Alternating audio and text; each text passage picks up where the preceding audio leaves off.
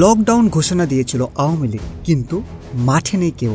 আজকের দিনে বাংলাদেশের সবাই অপেক্ষায় ছিল লকডাউন হবে নাকি, কিন্তু সকাল থেকে দেখা গেল সম্পূর্ণ ভিন্ন চিত্র।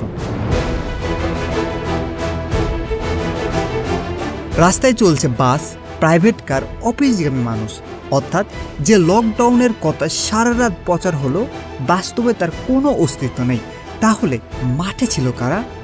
সরকারি দল আওয়ামী লীগ নয়, মাঠে দেখা গেছে ছাত্র অধিকার পরিষদ আর জামায়াত ইসলামীর নেতাকর্মীদের। তারা মিছিল করছে, স্লোগান দিয়েছে, কিন্তু আওয়ামী লীগের উপস্থিতি প্রায় শূন্য।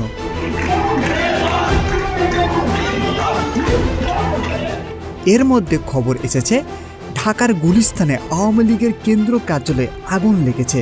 নিরাপত্তা বাহিনী দ্রুত নিয়ন্ত্রণে এনেছে আগুন, কিন্তু প্রশ্ন রয়ে গেল, এই আগুন কি রাজনৈতিক নাশকতা নাকি ভেতরের দ্বন্দ্বের ফল? আর একটি বড় গুজব ছড়ানো হয়, আজ শেখ হাসিনার রায় ঘোষণা হবে।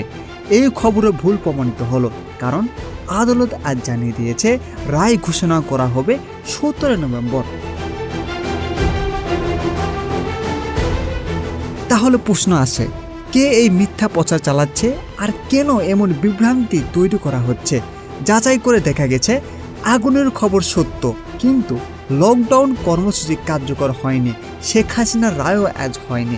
অর্থাৎ প্রচার আর বাস্তবতার মধ্যে বিশাল পার্থক্য। এই ঘটনা আবার মনে করিয়ে দিল, তথ্যের যুগে ভুল খবরও আগুনের মতো ছড়িয়ে পড়ে।